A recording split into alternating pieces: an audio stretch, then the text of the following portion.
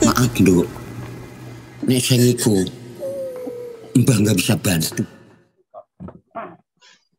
Halo, selamat pagi, siang, sore, dan malam dimanapun kalian mendengarkan. Selamat datang di podcast terbarunya Movie yang alhamdulillah istiqomah sudah membuat beberapa episode ya. Setelah dari kemarin pas bulan puasa, sekarangnya sibuk ya, jadi baru ada lagi.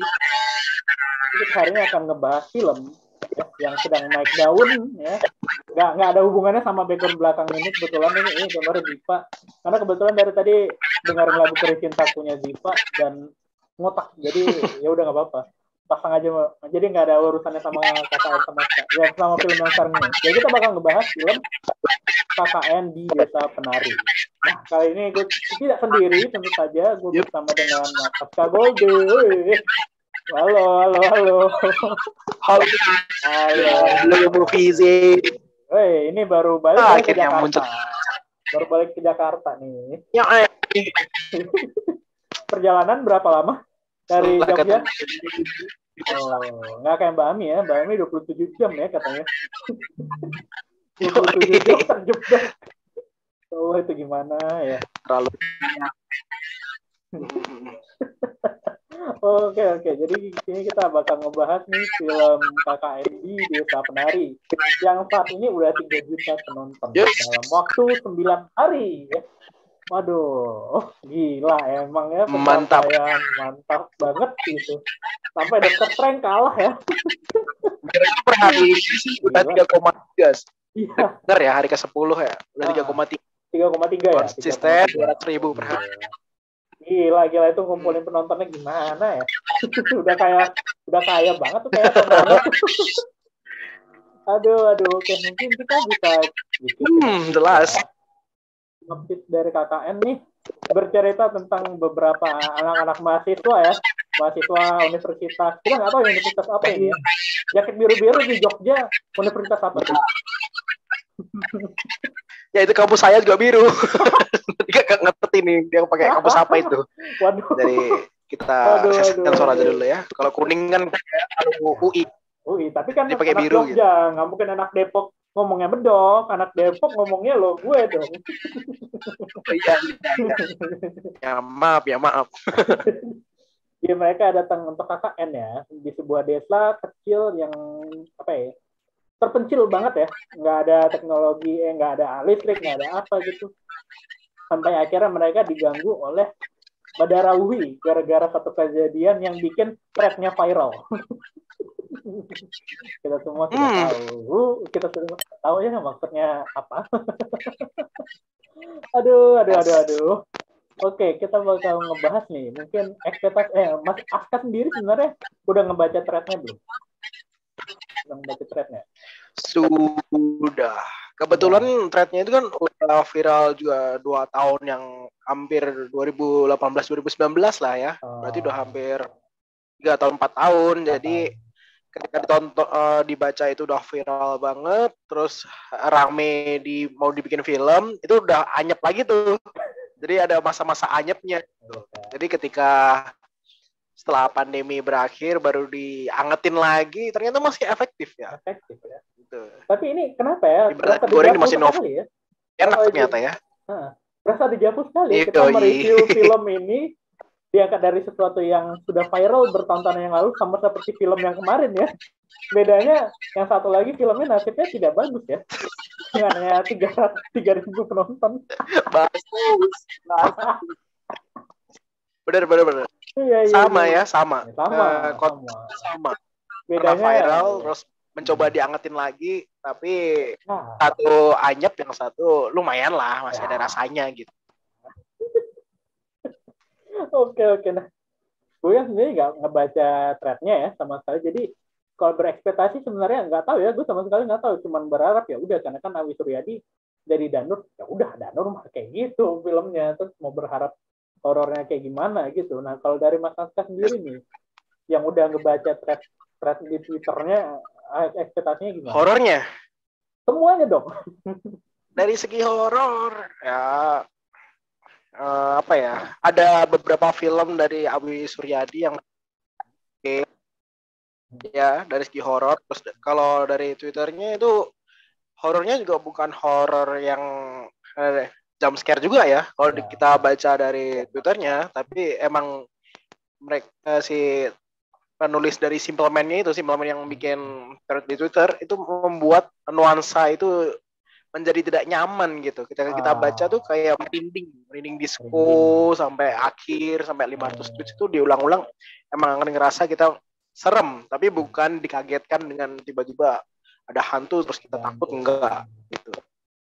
Dan apakah setelah ngebaca, nah ini kan berarti merinding banget kan, kayak gila merinding banget nuansanya gitu.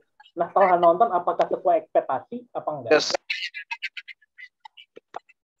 Setelah nonton itu malah justru berharapnya ada sisi adaptasi yang berbeda dari apa yang ditulis di Twitter. Pengennya ya. Tapi kenapa malah adaptasinya itu 100%, hampir 90% lah ya, itu plek persis banget gitu. Jadi kayak kita ada adegan di mana kita langsung bisa nunjuk,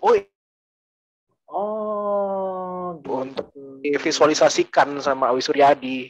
Oh, jadi emang benar-benar 100%, palingnya 90% itu persis sama ya? Iya, beneran kayak hampir 10% tuh kayak plot-plotnya sampai sampai apa ya? Pembangunan misalkan di desa disebutkan ini ada kayak tempat pemandiannya gitu. Dia divisualisasikan juga sama gitu. Terus ada makhluk hitam berbulu bermata merah, itu kan langsung digambarkan dengan secara literasinya juga persis banget gitu loh. Jadi kayak nggak surprise gitu.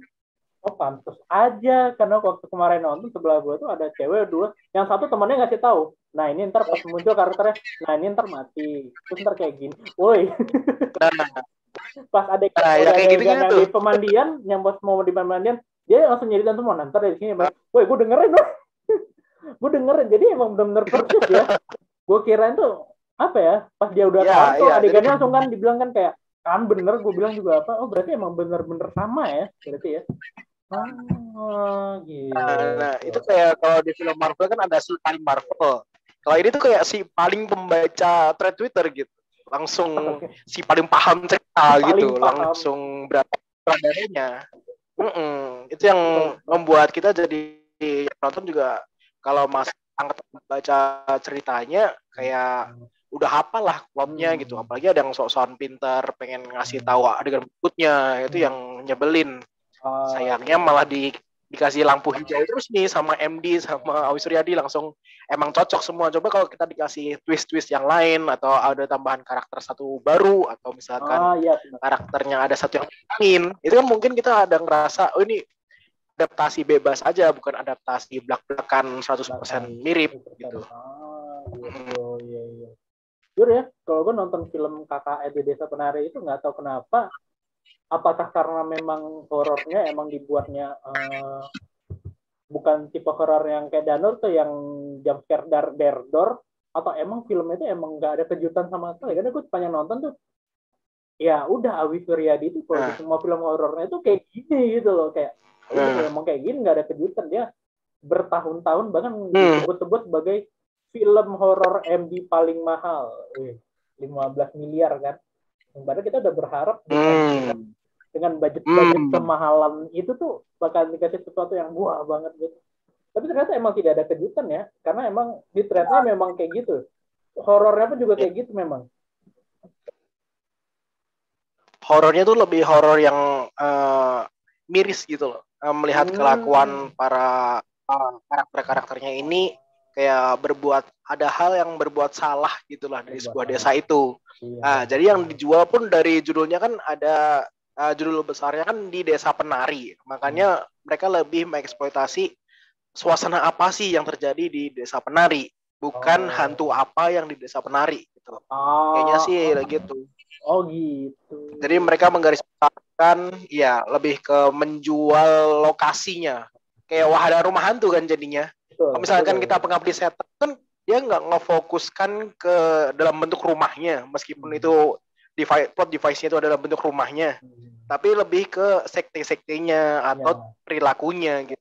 Sedangkan di Desa Penari ini nggak ada embel-embel berdarah Wuhi. Jadi yang mereka tonjolkan adalah suasana mencekam ketika para anggota-anggota mahasiswa KKN ini masuk ke desa. Itu kan kita udah dimulai dibangun nih atmosfernya, seberapa creepy-nya suasana di desa itu gitu. Kenapa akhirnya mereka di situ, nyaman atau enggak? Gitu sih. Okay. Tapi emang bener sih, kalau untuk atmosfer, gue akuin emang atmosfer KKN lebih dibangun berasa lebih serem, meski emang nggak berasa ada apa-apa ya. Kalau nggak ada apa-apa, tapi atmosfernya emang dibangunnya memang serem. Emang kalau ditanya kelebihan utamanya KKN, selain teknis, kamera kayak oke lah, kita ngeliat kamera dibuat puter-puter tuh kayak Sam Raimi banget tuh, kayak tiba-tiba bolak-balik kayak dibus di awal. Ya emang itu kan ya mahal banget. Tapi kalau untuk atmosfer oke gitu. Kalau menurut kelebihannya selain itu apa nih? Sebagai yang udah baca thread-nya. Kelebihannya. Ini hakku mungkin. Sebenarnya lebih dari ke ini apa production value-nya, terus habis itu art-nya gitu loh, kayak gimana mereka ngebangun desanya itu artnya emang proper banget, kelihatan itu budgetnya mahal tuh kelihatan sih, kayak mereka ngebangun desa dari nol, misalkan sendangnya atau rumahnya nggak tahu ya ini dibangun dari nol atau punya rumah warga gitu, tapi itu kelihatan believable kalau itu ya nggak nyaman lah, misalkan kita KKN gitu di desa yang nggak ada ubinnya, terus habis itu gelap-gelapannya. Itu sih menurutku udah lumayan membangun suasananya, meskipun grading remaja ya. Beda banget sama Perempuan Tanah Jahanam yang mungkin kan grading atau apa ya, warnanya tuh total merah gitu. Betul. Kuning. Kalau ini lebih ke kuning yang lebih light gitu lah. Menurutku sih. Bener production value rumahnya. Tapi orang nggak banyak yang tahu ya kalau misalnya syuting di desa itu mahal gitu. Orang banyak mikir, wah kalau di desa teh harusnya murah. Jadi begini teman-teman semuanya yang nggak tahu tuh, kalau di desa, apalagi desanya itu kan susah ya kalau untuk listrik. Sementara kalau untuk syuting kan kayak, kalau butuh banyak colokan apa segalanya, ya itu kan harus bawa genset, harus bawa apa sih lagi, pawang hujan, bawa apa segala macamnya, pokoknya ya terbatas gitu. Jadi emang 15 miliar, orang banyak yang bilang kan kayak 15 miliar apa yang kepake di sini gitu. Orang banyak yang mikir kayak gitu. Orang banyak mikir kayak, ini mah banyakan dipakai buat gaji pemain. Lalu kalau pemain kayaknya dulu waktu pertama kali syuting film mereka belum terkenal banget lah. Isa juga dulu 2019 tuh belum terkenal banget. Jadi harusnya fee-nya juga nggak semahal-mahal itu ya. Jadi emang benar-benar di production value. Terus yang di akhir tuh yang apa tuh, yang penduduk desa yang udah mati rame-rame nari itu mantep sih emang. Itu mantep sih emang, harus diakui. Apa lagi? Ya. Ularnya kan. Nah, ularnya juga ini. Bukan CGI, jadi bukan CGI. Kalau dari manusia dia bilangnya sih 150 ekor disediakan untuk pembuatan film ini ya. Jadi kayak anak-anaknya si Bima ini nyata adanya gitu, bukan CGI ya. Kita nggak tahu teknisnya gimana atau itu marketing, tapi ya kita percaya aja dari segi ular yang gede sampai ular yang hijau dan yang kecil-kecil. Menurutku itu apalagi kayak ada Thomas yang sama Aulia Sarah yang emang mereka menari dengan ular, itu sih perlu diapresiasi sih. Maksudnya itu kontraknya juga kayaknya komprominya gede tuh, kayak kan casting takut ular nggak gitu, ya kan? Jadi itu benar-benar wow. Boro-boro kita mah boro-boro nari sama ular, lihat ular dari jarak 100 meter aja udah langsung lari. Ada ular 100 meter, ular. Ya itu dia yang bikin kerasa. Ya makanya jadi kayak banyak yang bilang tuh jadi aktor gampang, tinggal acting. Anda salah teman-teman. Apakah Anda berani dengan ular? Nah, belum tentu. Oke. Ya. Kita akan membicarakan kelebihan tadi udah. Kalau kekurangannya nih, KKN apa nih kekurangan terbesarnya? Yang paling kekurangan sih sebenarnya lebih ke karena ini adaptasi hampir akurat dengan source material aslinya. Jadi ketika kita baca tweets kan ini menggunakan Twitter ya, media viralnya, dan di Twitter kan teksnya juga terbatas ya, sekitar 160 sampai 200 karakter gitu. Jadi mereka harus nge-pause dan masuk ke plot berikutnya gitu. Dan jambi-jambinya yang diceritakan di Twitter secara tulisan itu diterjemahkan atau divisualisasikan juga sama jambinya gitu. Seolah-olah penulis KKN-nya ini nggak menulis dengan kreativitas sendiri. Jadi ibaratnya dia membaca apa yang di Twitter, dibuat versi skripnya gitu. Langsung ke plot berikutnya, ke babak berikutnya, ya plot itu juga gitu. Ya kayak cenderung malas untuk berkreasi dengan adaptasi itu gitu loh. Mungkin mereka berpikir, yang kurasa mungkin mereka dari jambinya kerasa banget gitu. Mungkin mereka berpikir kayak, aduh kalau kita bikin bridging ntar orang-orang pada protes lagi, nggak sama. Mungkin gitu kan ya. Nggak sama dengan Twitter. Gitu. Ya, ada dua mata pisau yang berseberangan ya. Kalau misalkan mereka bikin bebas, adaptasi bebas, mungkin fansnya juga marah. Jadi ketika sangat persis sekali itu kayak nggak ada ruang kreativitas saja untuk mendevelop material aslinya dari si thread Twitter itu gitu loh. Serba salah ya berarti ya. Tapi kalau menurut lu pribadi nih, adaptasi gitu. Yang bagus tuh yang kayak gimana gitu? Kalau adaptasi yang bagus. Adaptasi yang bagus itu mungkin mereka memberikan warna tersendiri di medium yang berbeda. Jadi ketika ada fans baru yang menikmati medium film only, itu nggak akan berusaha untuk mengcompare ketika nanti mereka setelah nonton langsung baca Twitternya gitu. Atau misalkan ada sebuah ya adaptasi tipis-tipis lah, variasi dikit. Mereka nggak twist gimana, atau mereka membuat treatment yang lain apa gitu. Gitu loh, misalkan Pak Prabu ada istri, itu pun sebenarnya udah ada perkembangan. Ada versi lain. Mungkin dari contoh misalnya dari istri Pak Prabu lebih ke memberikan motivasi ke anak-anaknya, atau memberikan jadi teman di KKN-nya, ternyata kan enggak gitu. Ya itu karena gitu. Oke. Benar. Benar sih. Dalam artian emang adaptasi yang lebih bagus tuh kayak 70. Kenapa? Yang kurang. Kalau gue yang kurang sebenarnya karena emang nggak baca thread-nya. Sebenarnya pertama karena gue nggak baca thread ini ya, terlalu lama manasin penonton itu terlalu lama. Karena kan di film horor ya, orang berharapnya ya udah orang datang ke bioskop nonton film horor, ya udah mereka cuma pengen ditakut-takutin, tapi manasinnya itu terlalu lama.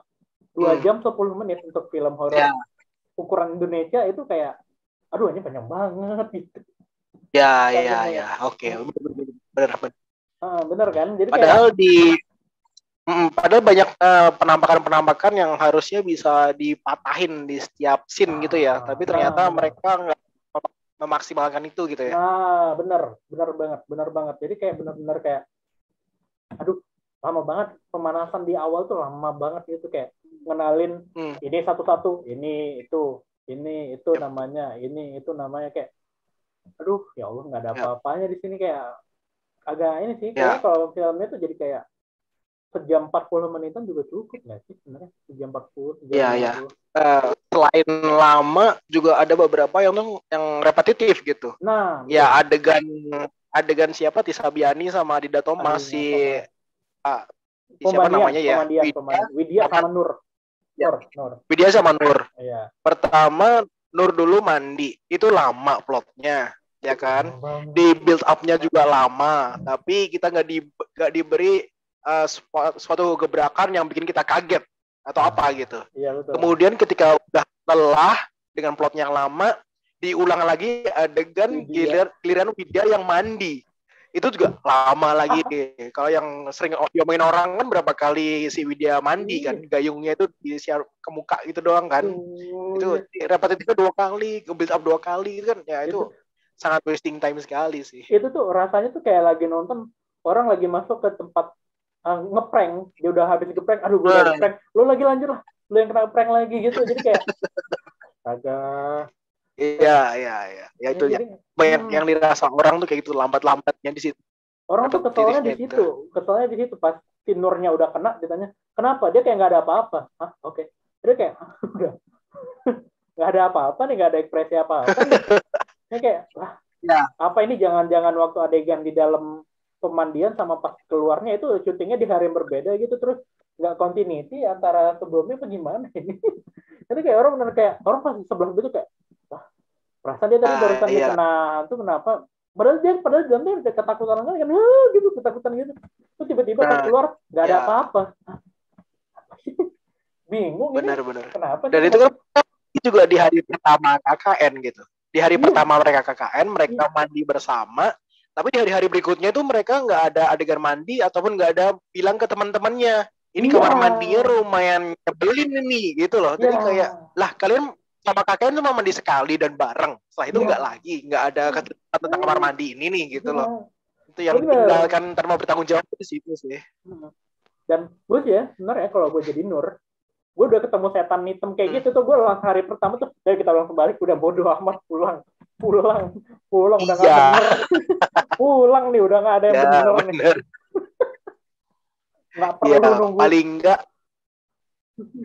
nggak dalam satu rumah kalau mereka melakukan kelihatan hal-hal mistis diceritakan gitu. Jadi mereka ada forum diskusi, ini ada serem-sereman ini gitu, atau kita bikin ngaji bareng kayak gitu. Sayangnya mereka di sepanjang film ya per karakter mereka punya pengalaman misteri sendiri-sendiri, nggak kapok-kapoknya sampai akhirnya malah Bima ya itu kuliah N itu tadi kan. N-nya terserah mau dijelaskan apa dah. Tapi yang paling gue kesel orang kan nggak mungkin ngomong kasar kan. Tapi yang gue paling kesel adalah ketika mereka udah ngumpul bareng, yang si siapa ya, si Ayu kan nangis kan. Ayu kenapa nangis sih? Gue pikir mereka tuh bakal ngasih tahu sih, bakal ngasih tahu kejadian mistis ini, ternyata enggak gitu, kayak astaga. Terus lu ngumpul ngapain anjing? Terus lu ngumpul ngapain gitu. Dan yang gue paling kesel ada plot film horor, nggak tahu ya, semua film horor mereka tuh semua udah ngalamin hal mistis ya, udah bahaya banget nih, udah pasti bahaya, udah sampai si Wahyunya makan monyet. Terus pas itu kita harus pulang, ya udah besok kita pulang. Lah ngapa nggak langsung pulang hari, nggak langsung pulang aja anjing monyet. Lu pada nggak pernah nonton film horor apa? Di mana-mana di semua film horor kalau misalnya ada adegan kita harus pulang, ya udah besok kita pulang, pasti malamnya bakal ada kejadian sesuatu. Dari jam 9 ya kan, jam 10 mereka tidur, di antara jam 10 sampai jam 5 subuh itu pasti bakal ada sesuatu. Pulang aja, gimana sih? Ya. Itu hal yang nggak masuk akal banget dari KKN di Desa Penari itu, nggak tahu kenapa ya. Dan apa ya, adegan yang bikin viralnya dikit ya, bentar ya.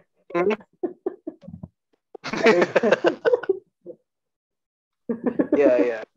Sayang banget ya. Adegan-adegan ini juga sebenarnya banyak yang dikunci, contoh kayak yang di desa itu yang ketika si siapa Wahyu sama Widya. Wahyu sama Widya kemacetan, motornya mogok, terus habis itu dia terjebak di desa setan.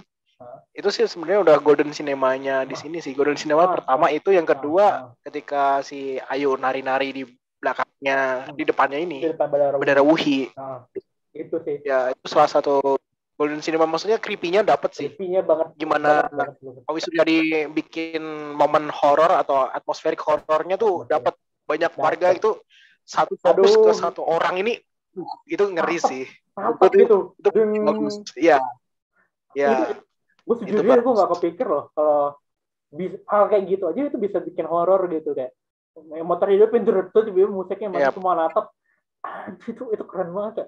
Nggak kepikiran horor kayak gitu doang aja bisa horor gitu. Itu gila sih emang. Yes. Tapi sayang sih emang horornya banyak yang ada beberapa kali kayak mau bikin jumpscare kayak jumpscare udah tahu. Lihat lagi jumpscare lagi. Ini kayak nggak berhasil, justru malah yang horornya malah nggak kebagian jumpscare gitu. Kayaknya Mas Awi ini setidaknya mungkin harus bisa bikin kayak sesuatu kayak Hereditary habis ini nih. Lebih cocok kayak gitu daripada jumpscare. Nah, orang kayak udah bosen gitu. Bosen banget gitu nonton film. Iya, ya, iya. Tapi ya kita nggak mau nonton aja kan. Kita matanya kayak, aduh, nggak mau lihat ini gitu. Ya, Mungkin ekspresinya gitu ya. sih. Daripada kita didiemin langsung dar. Nah, betul. Mending gitu sih. Ya itu sih emang salah satu kekurangan. Yes. Dan satu lagi menurut gue kekurangannya adalah gimmick uncut gimana menurut Rido? Aduh, angkatnya juga gue bingung sih. Opini dengan gimmick uncut dari KKN ini. Marketingan doang sih. Uncut sama yang sama 13 plus sama 17 plus sama aja kayak apa ya? Warkop DKI ya, Reborn banyak orang part 2. Ya, banyak yang bilang sih angkat itu akan memotong bagian vulgarnya, tapi ternyata nggak sama sekali. Justru adegan awal itu ketika masih pra-KKN, baru ketemu Pak Prabu itu katanya di 13 plus nggak ditayangkan gitu kan. Jadi langsung tiba-tiba masuk ke adegan Ayu langsung ketemu Pak Prabu dengan muka senang gitu. Maksudnya udah akrab aja gitu gimana kenalannya gitu. Jadi kayak ada plot hole. Jadi bisa dibilang adegan siapa sih itu namanya? Dan nggak vulgar amat sih menurutku ya.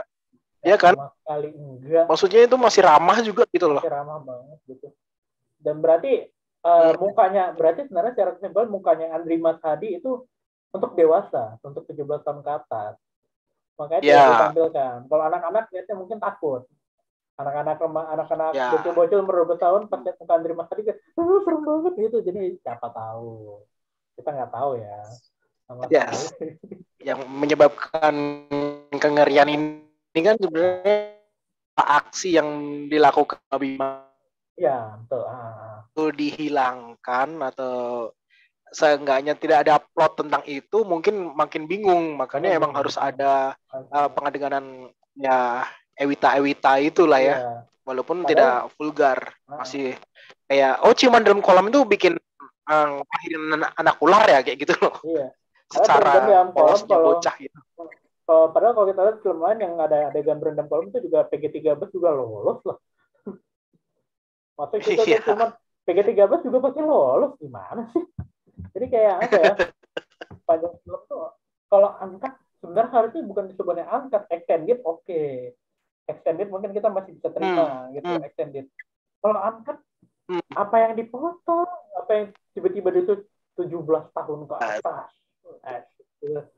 Khusus 17 tahun ke atas. Menurutku ya gimmick marketing yang menyebalkan sih. Jadinya ujung-ujungnya cuma clickbait doang gitu loh. Atau akhirnya semua pasti akan memilih yang 17 plus. Setelah di 17 plus juga mereka berharapnya ada adegan yang sangat vulgar mungkin.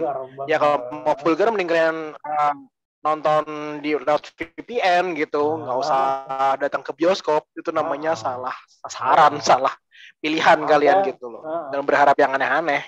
Anda jangan pernah berharap ada adegan vulgar di bioskop Indonesia. Nggak usah. Orang yang berdoa meminta Fifty Shades of Grey atau 365 tayang di bioskop Indonesia itu orang yang bodoh. Kan dibilang kan, itu dia. Kan ada yang bilang kan, tidak ada doa yang tidak sia-sia. Itu doa yang paling sia-sia. Masalah regulasi yang menyebalkan sih gitu. Jangan berharap ada hal-hal yang vulgar, apalagi itu datang dari film Indonesia lagi gitu.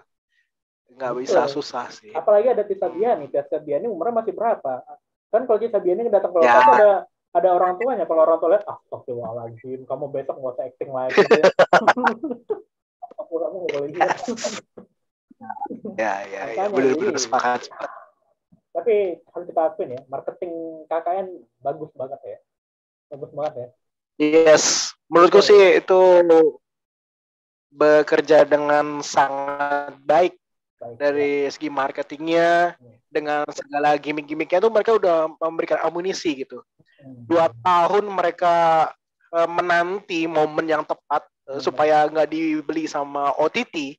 Itu menurutku tuh gimmick menahan yang oke. Sampai akhirnya puncaknya kayak gini tuh worth it gitu loh. Menurutku gitu. Bahkan jadinya sekarang ngundurin filmnya selama 2 tahun itu jadi bahan marketing juga ya. Jadi buat Iya, marketing yang bagus. itu dia. Ya, kayak mereka sebenarnya takut-takut, tapi ternyata tepat. Kalau misalkan ini dikeluarkan sebelum Lebaran, mungkin nggak akan momentumnya nggak Nah, semasif ini gitu loh. betul. Kalau waktu bulan Februari ya kemarin tuh yang baru keluarin ya, kalau nggak salah. Februari. Iya, Februari. Hmm, Sebenarnya mau Februari, tapi terlalu cepat sih menurut gue Februari. Emang salah satu yang tepat ya Lebaran sih. Lebaran. Soalnya kalau Ben kalau Februari sayang kayaknya nggak terlalu rame, pasti rame, tapi nggak akan serame ini kan. Nggak mungkin bakal tiba-tiba bisa serame ini. Rame. Iya, betul. Kayak ya juta penontonan ada kali. Soalnya emang kita masih tepi-tepinya banget ya Februari. Jadi ya secara apapun ya kita akuin mau filmnya kayak gimana pun ya marketingnya berhasil lah. Dan kita lihat sih kira-kira habisnya menurut lo dari KKN nggak mungkin berhenti di sini lah. Yes. Filmnya universe-nya pasti berkembang. Kira-kira apa sih yang bakalan ada nih di universe-nya? Universe KKN. Universe KKN. Aduh, kayaknya kalau yang dimiliki dari KKN susah, kecuali mereka mau buat spin-off dari Badara Wuhi. Mungkin mereka ada kepikiran ke situ. Mungkin, nggak tahu. Kalau kemarin Rido interview si siapa Awi Suryadi gimana hasilnya, mancing-mancing ke sampai situ atau enggak. Tapi ada potensi kuat ketika Badara Wuhi dan para penari-penarinya itu diceritakan sebagai spin-off. Tapi itu kan akan keluar dari penulisannya Simple Man. Ini tinggal urusan deal-dealan aja sih. Mau bayar lebih nggak untuk IP ini diteruskan. Terus penulisnya Simple Man pun sekarang udah bikin berapa cerita horor lagi gitu loh. 4 atau 5 gitu. Dalam bentuk buku. Kemungkinan mau dibeli sama MD semua gitu. Sekalian milking gitu. Ya kan? Iya benar. Kebiasaan kok Danur Universe aja udah di milking sampai lagu-lagunya Risa Saraswati ya, Ivana itu juga awalnya dari sebuah lagu, dari sebuah film ya, kenapa enggak dengan medium lain, dengan universe lain. Ya gitu. Dengan banyak itu ya kenapa enggak. Tapi kalau Badara Wuhi dibikinin spin off, filmnya 2 jam 10 menit isinya Aulia Sarah semua nggak keberatan tuh. Ayo. ayo ya. Aulia Sarah nih, ayo. Antara Badara Wuhi lalu Sirius Black-nya si pembuat kopi atau Badok ini juga menarik sih ya betul ya, Badok ada filosofi Badok itu juga oke sih sebagai guardian angelnya si Nur gitu ya, filosofi kopi di desa penari oke juga sih. Sirius Black kopi gitu. Tiba-tiba Ben sama Jody datang, apa ini Pak kopinya Pak? Ternyata MD kerjasama dengan Visinema. Awal mula bekerjanya dari situ. Terus Judinya nyobain, wah, kopinya luar biasa, enak sekali. Akhirnya mereka bersaing di dunia guys. Langsung ketemu premis nih. Aduh, itu bisa terjadi. Ben dan Jody aja udah jadi film action. Apa yang nggak mungkin jadi film horor? Iya. Makanya. Ben dan Jody ketiga udah bikin action, masuk ke desa gitu kan. Dia masuk ke desa lagi, ketemunya kopi yang manis tapi mistis. Wah, itu kan suatu spin-off lagi tuh. Bisa. Wow. Enak tuh bikin premis gituan. Ini ntar lagi besok nih diumumin nih. Pasti Pak Man dengerin. Oh iya, itu bagus. Ntar diumumin besok. Ben dan Jody. Gabung. Oke. Kita tunggu ya. Iya, oke. Oke, kayaknya sih udah sih, cukup lah. Jangan terlalu lama-lama juga ya. Kayak filmnya. Mantap. Pokoknya selagi penontonnya lagi rame, lagi hype, nggak ada salahnya kalian ikut antri nikmati hype. Nah, iya, benar banget. Ya worth it untuk ditonton lah bersama teman-teman untuk seru-seruan tuh bagus banget, enak. Bukan bagus banget ya, tapi kayak seru banget. Sorry. Dan kalau yang berharap seru. Kalau yang berharap vulgar mungkin tolong otaknya diperbaiki dulu. Anda harus sadar dulu. Anda harus lihat lokasi. Anda lupa ya kalau Anda di Indonesia. Gak usah berharap yang aneh-aneh. Betul. Kayak kemarin tuh ada yang di Twitter minta request film X tayang di Indonesia, itu tuh goblok banget itu, sumpah. Orang paling goblok yang ada di dunia. Ayo dong, tolong. Sayang di YouTube itu tuh goblok itu, sumpah. Goblok itu. Ngadi-ngadi terlalu. Ngomong requestnya bulan puasa ya itu lagi memang udah tinggal buka puasa itu. Pokoknya ya lah. Kalau gitu kita sudahi saja. Ya. Semoga PKKN kalau universe-nya pun dibikin bisa lebih baik lah ya. Bisa lebih bagus daripada betul. Mungkin aja lah ini. Oke, baik. Terima kasih banyak untuk Mas Alta nih sudah hadir nih. Gila. Thank you Moviji. Thank you Rido. Dan juga buat para pendengar Moviji hari ini terima kasih banyak.